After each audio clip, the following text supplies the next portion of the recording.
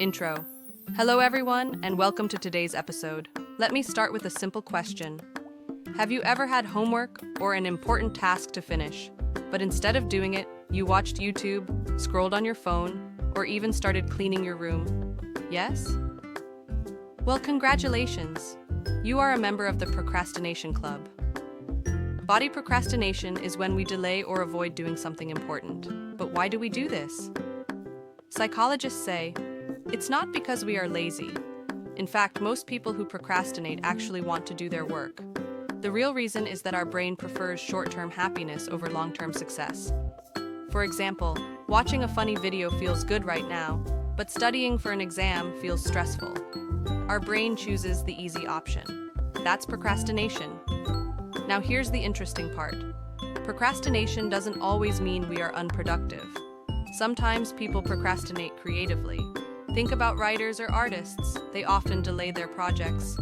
But during that time, their mind is secretly working in the background, collecting ideas. Still, if procrastination becomes a habit, it can hurt us. Deadlines get closer, stress increases, and our confidence goes down. Tips section. So, how can we fight procrastination? Let me share 3 simple tips. 1. Break it down.